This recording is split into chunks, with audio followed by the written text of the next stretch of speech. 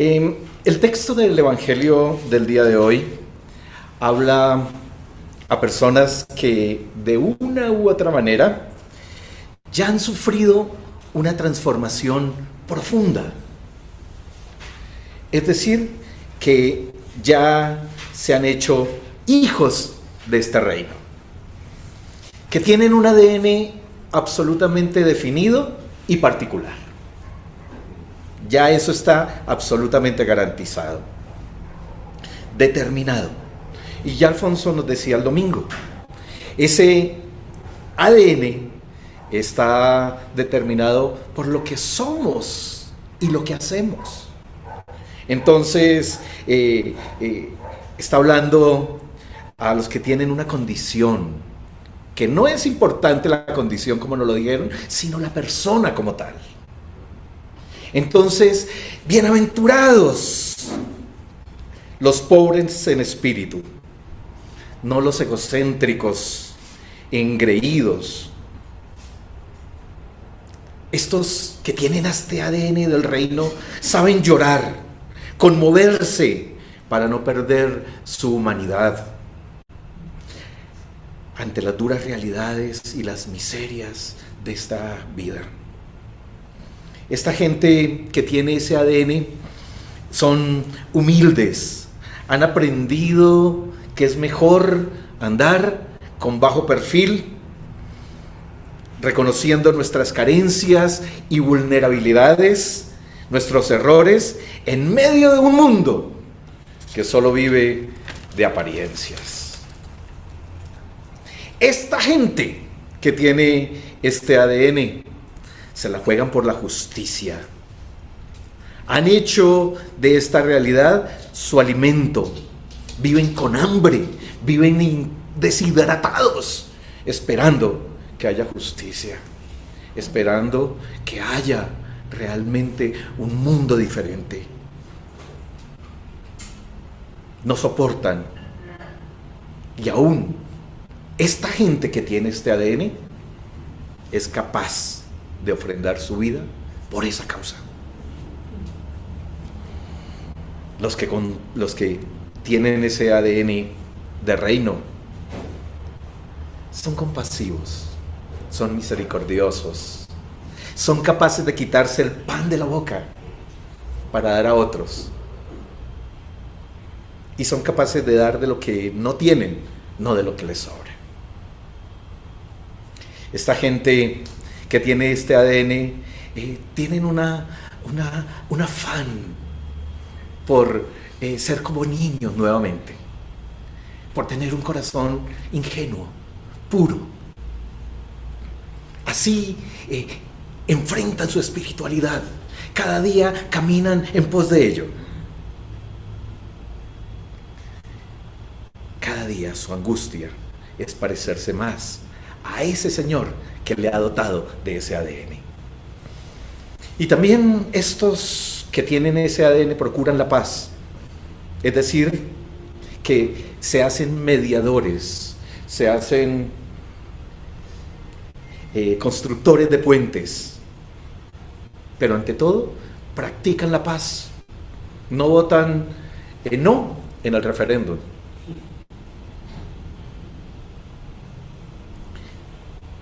¿Saben? Esta gente que tiene este ADN son perseguidos por hacer lo correcto, pero no les importa, lo siguen haciendo porque saben que es lo correcto y saben que es lo que deben hacer, aunque les cueste su puesto de trabajo, aunque les cueste el rechazo, aunque les cueste aún los golpes y la vida. Por eso, ustedes que Juan Pablo resaltó de manera tan brillante, es determinante el día de hoy. Tienen una naturaleza que no puede ser alterada. Para que pueda cumplir con su función, no puede ser alterada. De lo contrario, aunque parezca, no será. Llegará a ser un derivado de la sal, pero no será sal. Podrá brillar mucho, pero no será luz. Podrá ser muy altruista, pero no será justicia de Dios. También este texto nos deja claridad que los propósitos de Dios no han cambiado. Sigue siendo los mismos, como lo decía la carta. Ese propósito que tenía escondido desde el comienzo, ahora se ha revelado en Cristo. Sigue siendo igualito que el pueblo de Israel desafortunadamente no pudo comprender, no pudo entender. No ha cambiado, sigue siendo el mismo. Por eso este Dios se sigue manteniendo a través de toda la historia. Hoy este Dios sigue haciendo historia. Y su voz y su reino siguen siendo la propuesta para un mundo descompuesto. Entonces, cuando se trata de sal, cuando se trata de luz, guía, justicia, no nos queda otra opción que actuar en coherencia de lo que se nos pide. De ahí que he titulado el sermón Lo que somos. Vamos a leer la Sagrada Escritura. ¿Qué tal si estamos en pie y leemos el Evangelio del día de hoy? Dice el Evangelio según San Mateo. No sé si alcanzan a ver, pero dice el Evangelio: ¿ustedes son qué? La sal de la tierra. Saboreen eso. La sal de la tierra. Pero ¿para qué sirve la sal si ha perdido su sabor? ¿Pueden lograr que vuelva a ser salada? La descartarán y la pisotearán como algo que no tiene ningún valor. Ustedes son, ¿qué? Luz del mundo. Como una ciudad en lo alto de una colina que no puede esconderse. Nadie enciende una lámpara y luego la pone debajo de una canasta. En cambio, la coloca en el lugar alto donde ilumina a todos los que están en la casa. De la misma manera, dejen que sus buenas acciones brillen a la vista de todos, para que todos alaben a su Padre Celestial. No malinterpreten la razón por la cual he venido. No vine para abolir la ley de Moisés o los escritos de los profetas. Al contrario, vine para cumplir sus propósitos. Les digo la verdad, que hasta que desaparezcan el cielo y la tierra, no desaparecerá ni el más mínimo detalle de la ley de Dios hasta que su propósito se cumpla.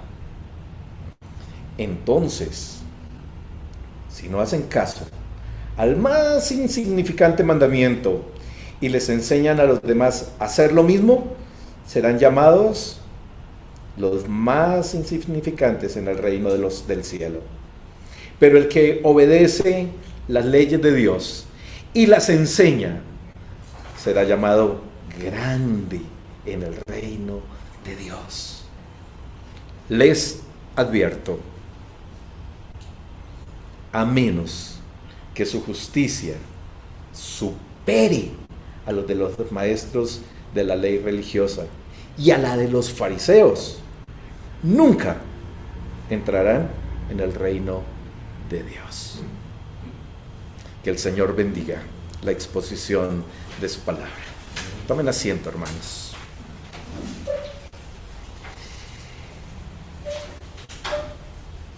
Ustedes son. Ustedes, ¿no? También. Yo. Ustedes son. ¿Ven? Es un hecho cumplido. Es un hecho cumplido. Juan Pablo expresaba también. No es ustedes llegarán a ser. después de tantos discipulados, después de tantos seminarios, después de tantos doctorados, ahí sí serán. No es algún día cuando sean. Ya el texto lo deja absolutamente claro. Ustedes son. Y dos elementos de la cotidianidad y muy necesarios en esa cotidianidad el Señor utiliza para ilustrar lo que le está diciendo a esos discípulos. Lo primero entonces es: ustedes son la sal de la tierra. Pareciera que es una moral de la identidad. Si ustedes quieren, una ética de la identidad. El médico que el año pasado me estaba tratando empezó por quitarme el azúcar. Bueno, está bien. En la segunda cita me dijo, tiene que quitar la leche. Y en la tercera cita me dijo, tiene que quitar la harina. Y yo estaba juicioso.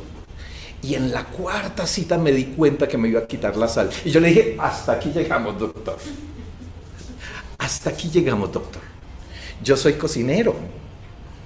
Y yo sé el valor de la sal. Ese es mi toque secreto, el manejo de la sal en mis platos. Si yo no le pongo sal, esa vaina no sabe, no queda rico. Entonces me comprometo a bajarle, pero no a comer sin sal, no me la quite, porque ahí sí definitivamente no se puede. ¿Saben, hermanos? La sal, dentro de sus propiedades, nos dicen que es un preservante. Y en la antigüedad se utilizaba de esa manera, ¿no? No había neveras, no había manera, y en los climas tropicales la comida se descomponía fácilmente. Entonces la única forma de preservarla era ponerle montones de sal, que luego ellos tenían técnicas también para poderla quitar. Nos dicen que esa sal también, al ayudar para que no haya descomposición, entonces que esa sal también es curativa. Y de hecho a los niños en la antigüedad, cuando nacían, en su ombliguito le ponían sal, y esa sal ayudaba a que su ombliguito cicatrizara muy rápido. Y si nuestro cuerpo no tiene yodo, ¿qué pasa, doctor? Una clasecita ahí de afán. No funciona la tiroides, ¿cierto? Entonces se nos complica la vida. Por lo tanto, sí necesitamos la sal, es curativa. Para las quemaduras en la antigüedad, no sé por qué, pero la usaban. Y hoy en día, Astridita se quema y ¡boom!, mete la mano allá en el montón de sal. Y efectivamente funciona, es curativa. Pero además de eso, ¿qué le colocan a los niños para que la naricita se limpie? Una solución salina, ¿no? Entonces, pero quizás el elemento que el Señor está teniendo en mente al hablar a los discípulos aquí es la función que la sal cumplía como saborizante. Como saborizante. Y yo no sé, algunos dicen que entre más saladito mejor, ya es cuestión de gustos. Pero la sal tiene que estar en su medida, ¿no? De lo contrario, puede ser que afecte el plato y el sabor de las comidas de una manera muy fuerte, que no sea agradable.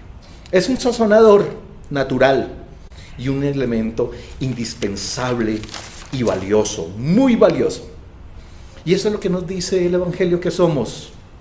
¿Qué tal la comparación? Los que le damos sabor a la existencia, los que le damos sabor al mundo. Esa sal se disuelve y todo cambia, todo se transforma. Un poquitico de sal cuando ya va a estar la carne y la tenemos selladita, esa vaina hace la diferencia. Pero ¿saben qué es lo interesante? Que actúa en silencio, no hace alboroto, no se ufana de nada. Pero si no está, yo he visto, en mi experiencia de cocinero, he visto caras de personas que en el momento que prueban, si no tiene el toque de sal que a esa persona le gusta, se le daña el almuerzo. No son capaces de decir, tráigame la sal, sino de inmediato su rostro cambia. ¿Y por qué razón? Porque no le saben. ¿Ven lo absolutamente necesaria y fundamental que es esta sal en la vida? Si no está, se nota su ausencia. Cuando está en su justa medida, pasa desapercibida y nadie viene a decirle al cocinero, cocinero, gracias porque usted es un duro para manejar el toque de sal. No, alaba todo el plato, todito.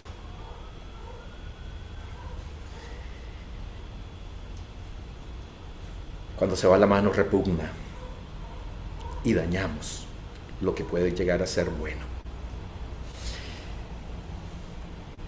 Entonces, podemos entender esa función en medio de los tiempos. Podemos darnos cuenta lo valioso que es que aprendamos a saber lo que somos. Entonces, el Señor Jesús está dando en esta ocasión esta indicación a sus discípulos, a los que ya son, a los que pertenecen a su reino, a los que forman parte de su discipulado, los que ponen el sabor a este mundo.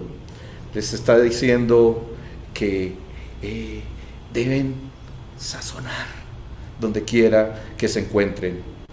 El peligro, hermanos, el peligro de no tener claro esto es que nos podemos afectar o nos podemos dejar afectar tanto del mundo en el que estamos y de sus valores, que si no tenemos claridad de lo que somos, sencillamente podemos disolvernos y no saber y no cumplir con nuestra función. Se nos dice que la sal no puede perder sus propiedades. No sé si eso es cierto, Adrianita. Que la sal es sal y no se puede perder, no pierde nunca su esencia. Es sal, sencillamente. Pero si a una ollada de agua, le coloco una gotica de sal, ¿qué pasa? Se diluye, se pierde. Tocará hacer que esa agua se evapore todita para volver a recuperar el poquito de sal que había allí. Y eso es lo que pasa cuando no sabemos lo que somos. Parece ser que los valores de este mundo nos empiezan a envolver, nos empiezan a seducir, nos empiezan a someter, a esclavizar, y ni nos damos cuenta que perdimos nuestra esencia. De ahí la importancia de tener claro qué somos y la función que cumplimos. Veamos la otra expresión.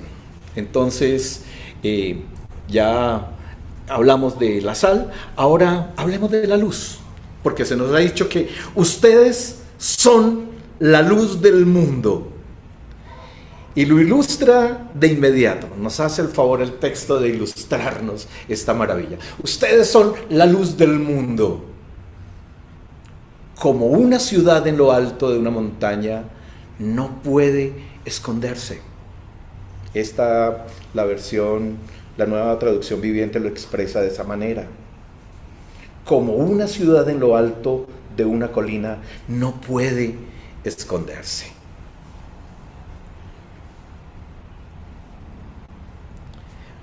Hoy nos dicen que París es la ciudad luz, ¿verdad? Y los que conocen París, pues vivían encantados de París, ¿no? Dicen que esto es la maravilla. Pero en el tiempo de Jesús, París ni existía, pero sí existía Roma. ¿Y sabe qué decían los habitantes de Roma y los intelectuales de Roma. Nos decían: Roma es la luz para todas las naciones. ¿Y quién vivía en Roma? Un César. Entonces, Roma era la luz porque su César, su Señor, su Dios para ellos, era quien estaba allí y hacía que Roma iluminara el mundo entero. Entonces Mateo viene a hablarle a su comunidad. Muchos años después de la muerte del Señor Jesucristo, recupera este texto para decirle a los habitantes de aquel entonces: no se dejen deslumbrar por luces artificiales que no iluminan, que desvían. Más bien, hagan esta función como la luz en una ciudad puesta en una colina. ¿De qué sirve? De referente, de guía. Entonces, ustedes cumplan con esa función.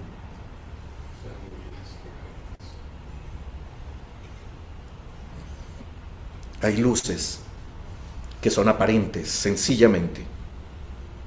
Y a diferencia de esa luz aparente de Roma y de su emperador, entonces el Evangelio nos coloca también ese elemento sencillo,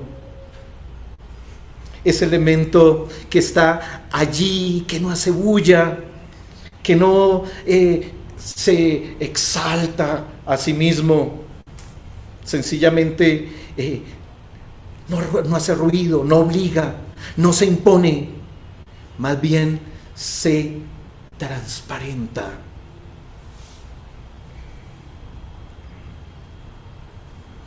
Y se hace referente, guía para quien quiere seguirla. Ahora, la luz está ahí.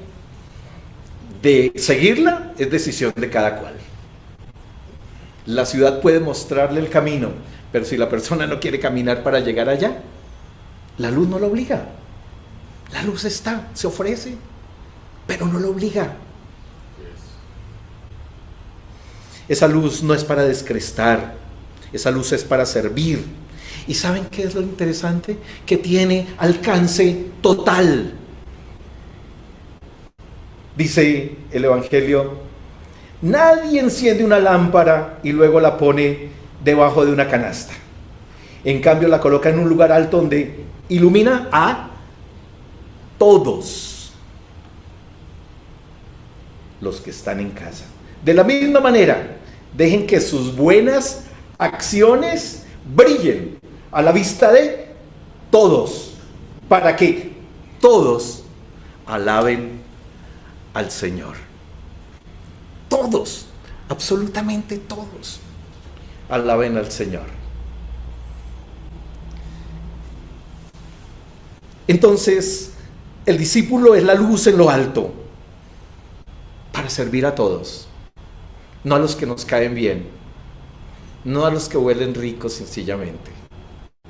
El discípulo es la luz en lo alto para servir a todos sin excepción, para guiar a todos y por medio de sus obras buenas, que realmente el Evangelio lo que dice es sus obras bonitas. El original nos lleva allá. Y me parece tan lindo cuando alguien al recibir un favor nuestro no nos dice gracias simplemente, sino que hoy en día la mayoría, ¡ay, tan bonito! Porque veo que el Evangelio captó perfectamente esa realidad, las obras bonitas. Porque una buena obra está ahí, pero una obra bonita es entendida con cariño, con ternura, con amor, y es aceptada con gratitud enorme, y no la frialdad de un simple qué buena obra, ¿no? Las obras bonitas, transparentar a Dios. No somos nosotros la luz, hermanos. Olvidémonos, bajémonos de ese bus. No somos nosotros la luz. Si usted, como discípulo, se cree la luz, está utilizando la misma luz del César, la misma luz de Roma, una luz aparente, pero no la luz del Evangelio, no la luz del reino, no la luz de Dios. Porque nosotros sencillamente transparentamos a Dios, no es para brillar nosotros. Esas obras bonitas son un referente para que todos vean el amor de Dios. Todos absolutamente vean el amor de Dios. Los transparentamos con un solo objetivo. Mire lo que dice.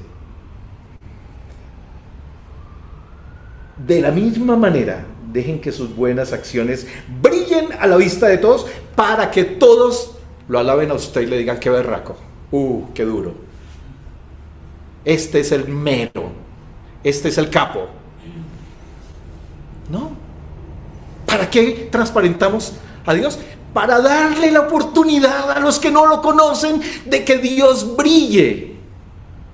Es decir, que si me quito una de mis 2 camisitas y se la entrego a alguien, esa persona puede decir: ¿cómo es la generosidad de Dios? ¿Cómo es ese Dios de impresionante? ¿Qué cosas tan extraordinarias hace? Y saben, ahí no hay necesidad de hablar, de decir nada. ¿Por qué? Porque el amor de Dios pasó por nosotros y entró en esa persona de manera directica.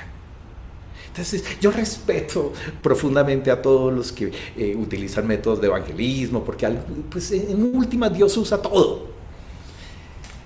Pero qué frialdad recibir un folleto. ¿No es más rico decirle a una persona: camina, nos tomamos un cafecito y hablemos? ¿Cuál es el dolor de tu alma? ¿Cuáles son tus necesidades? Y ahí la persona abre su corazón. Este Dios escucha al necesitado. Este Dios escucha al que está completamente abandonado. Eso es transparentar. El arte y los artistas, especialmente esos artistas del medioevo, lo captaron muy bien. Dicen también los que viajan por el mundo que lo más bello de algunas catedrales es ver cómo colocan unas piedritas que generalmente son de oro o de metales muy parecidos, que al recibir el sol esas piedritas brillan y al mosaico que está establecido en el vitral, esos rayos de sol hacen que la figura del santo que quieren proyectar, del apóstol que quieren proyectar o de la deidad que quieren proyectar se vea de una manera extraordinaria. No es la pepita la que brilla, esa pepita transparenta al sol para que ella se vea el rostro verdadero. Eso tiene que ser un discípulo. Eso tiene que ser cada uno de nosotros. También nos decía el Evangelio entonces, ¿cómo debo vivir para entrar en el reino de los cielos? Porque en la comunidad de Mateo estaba el cuento de necesitamos tener cosas judías. Nosotros somos hebreos, somos descendientes de judíos y por lo tanto esa ley tenemos que ponerla a funcionar aquí tal cual como nos enseñó Moisés. Y entonces habían convertido esa vaina en una vaina invivible, en algo insoportable, en algo que no brillaba, en algo que no sabía. Habían hecho de ese evangelio y de esta propuesta de reino algo insípido. Y Mateo viene a decirles: no, por ahí no es la vaina. Yo no vine para abrogar la ley de Moisés, para abolirla, o los otros escritos de los profetas. Al contrario, vine para cumplir sus propósitos. Ese plan oculto de Dios, ese Dios que se mueve en la historia, ahora en Cristo se había cumplido. Y eso era lo que a ellos ahora les debía importar. La verdad, les digo, que hasta que desaparezcan el cielo y la tierra, no desaparecerá ni el más mínimo detalle de la ley de Dios hasta que su propósito se cumpla. ¿Y cómo entonces? ¿Y cómo vamos a hacer esto? Y el Señor les hace el favor de elaborarles teológicamente la situación. ¿cómo debo vivir para entrar en el reino de los cielos? Ya tenemos una condición. Ustedes son bienaventurados, felices, dichosos. Ya tenemos una acción. Ya sabemos lo que somos. Tenemos una identidad. Pero ahora esta es la manera de vivir. Obedecer las leyes de Dios y enseñarlas a otros te hará grande en el reino de Dios.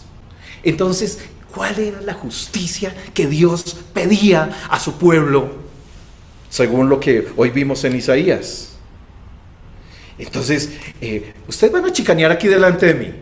Me van a descrestar con que ayunan, que se echan cenicita y se demudan y se ponen allí todos aparentes. Esa vaina no me importa, eso lo detesto. No tolero esas manifestaciones tan estúpidas y absurdas. ¿Usted quiere ser un creyente judío recto? Quite las ataduras de impiedad, quite las cargas, no oprima, y ahí sí ayune. Y lo mismo le viene a decir el Señor a sus discípulos aquí. Ustedes son la sal de la tierra, ustedes son la luz del mundo, pero ustedes también deben hacer esto. Ustedes también deben enseñar. Ustedes deben obedecer. ¿Y qué hace esto en nuestras vidas? Transparentar a Dios. Sencillamente, eso es lo que ocurre. Pero si usted enseña y no vive, ay, hermano, está como la vivienda. Está en el lugar equivocado. Nada que hacer. Porque me parece muy triste. Me parece muy triste que una persona considere que está haciendo lo correcto, pero el domingo en la iglesia, el resto de semana no. Me decía un día un hermano que tenía un ministerio con habitantes de calle, decía, y los llevaban a la iglesia y ellos todos lindos allá adoraban y todo. Y de pronto un día vino alguien a decirme, después del culto, que el tipo lo había botado de la fundación, le había sacado sus cosas y lo había maltratado. Y vino a dar quejas. Entonces yo fui a ver qué era lo que había pasado. Y el tipo me dijo, no, hermano, porque es que el que es carnal hay que tratarlo carnal. Y yo le dije, ¿y eso es todo lo que usted ha aprendido todos estos años con nosotros? Lo siento mucho, hermano, pero usted actúa con misericordia y amor de Dios, porque es la única manera que esas vidas se transformen y cambien. Entonces, ¿ven lo sencillo que es para nosotros desviar la justicia de Dios?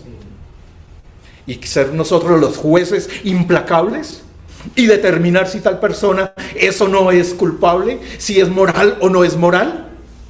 Es tan sencillo desviar el camino y asumir la justicia de Dios por nuestras manos cuando no estamos haciendo lo que nos dice el Evangelio.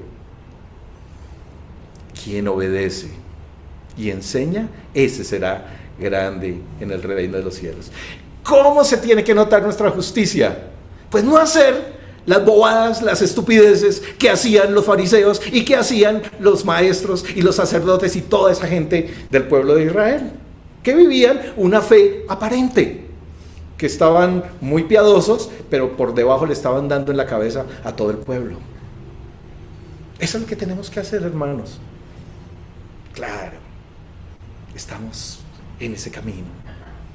Nos estamos perfeccionando, pero necesariamente tenemos que avanzar. Muy bien, algunas resonancias, hermanos. Disueltos y silenciosos, o alborotado y desnaturalizado. La pregunta es, ¿y qué pasó con Occidente? Recuerden que cuando hablamos de Occidente a este nivel teológico, estamos hablando de esa generación que surgió del Evangelio y que penetró Europa y que nos llegó hasta nosotros. Esa generación que con principios griegos, romanos, pero completamente permeados por el Evangelio, llegó a nosotros. y que brilló, y que crearon los derechos humanos, y que crearon ONGs, y que empezaron a salvar la vida de muchas personas. ¿Qué pasó con Occidente? Es mi pregunta. ¿Dónde está la sal? ¿Y dónde está la luz de una sociedad que dice ser cristiana? Me pregunto, hermanos. El siglo más cruel y violento de la historia fue el siglo XX. Y yo me digo, ¿y qué se hicieron los cristianos de Alemania cuando el Partido Nacional, Social Nacional, nazi, empezó a... ¿Sabes qué hizo? ¿Dónde estaban? ¿Por qué fácilmente sucumbieron ante Hitler? Se había disuelto esa sal. Esa sal ya no sabía. ¿Y qué pasó con Vietnam? ¿Y qué pasa hoy con Gaza, con Ucrania, con Colombia? ¿Qué pasa, hermanos? ¿Qué pasó con la sal y con la luz de esta sociedad occidental? No puede ser que, según las estadísticas actuales de la Organización Mundial de la Salud, haya habido más abortos en los últimos 20 años que todos los muertos de las guerras de la antigüedad. ¿Qué pasa con la sal de la tierra? ¿Qué pasa con la luz del mundo? ¿Qué pasa con nuestra justicia? Algo está mal, hermanos. Algo está muy mal. Me aterraba lo que me decía Alfonso la semana pasada.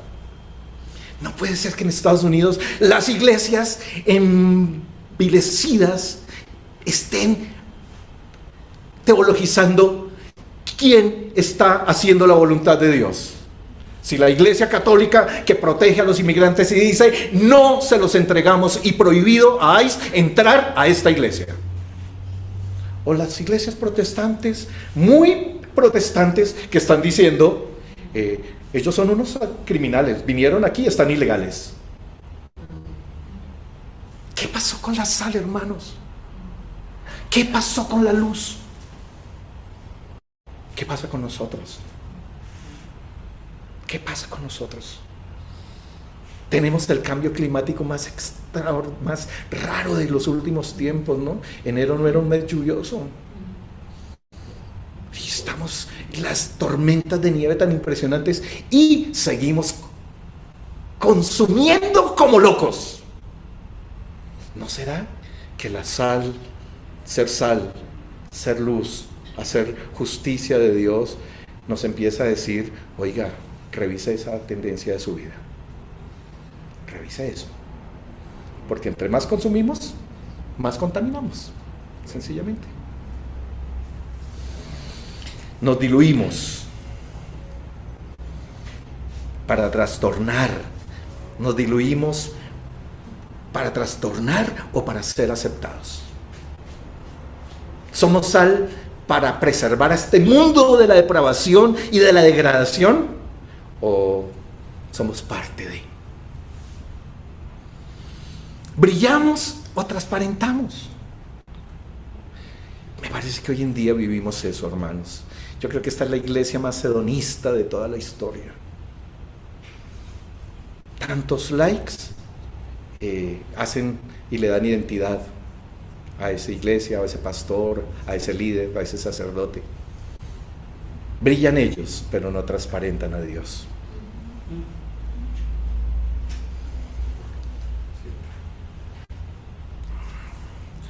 ¿Cómo es nuestra pedagogía? Una pedagogía acusativa. Juzgamos porque nos da la gana determinar que esa es la justicia que vale, la que yo tengo y lo que yo impongo, ignorando la bondad de Dios.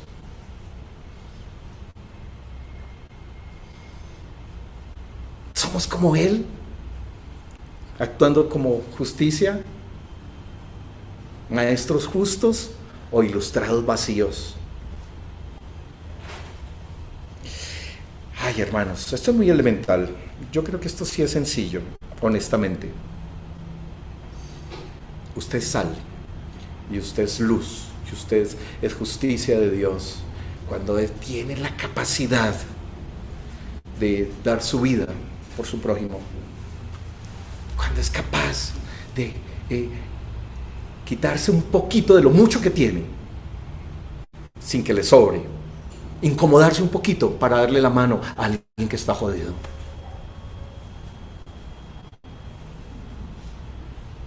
De resto, pues venir al rito es rito y ya, nada más. La pregunta es elemental, hermanos. Yo creo que la pregunta es sencilla. Ya saben lo que somos.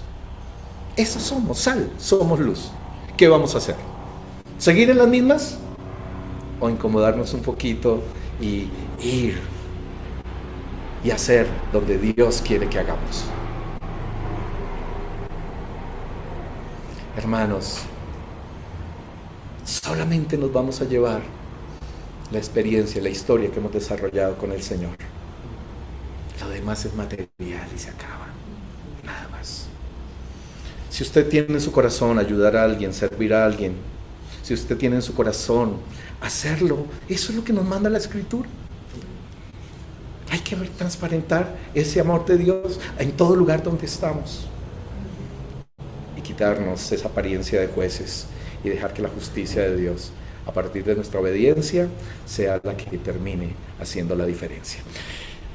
Terminemos, hermanos. Algunas conclusiones. El discípulo ya es. Ahora lo importante es que mantenga su identidad. ¿Saben? Esta vaina aquí es un salerito, nada más. Nada más. Simplemente un salerito, nada más. Ahí encerrado, ¿para qué sirve? Es sal, nada más. Pero si le coloco a este pedacito de pan, lo afecto, le cambio el sabor por completo y lo hago un poco más agradable. ¿De qué me sirvió esta vaina aquí? ¿La vieron? No sirve de nada, en lo absoluto, no sirve de nada. Pero si la pongo por aquí, seguramente hasta termina adornando un poquito.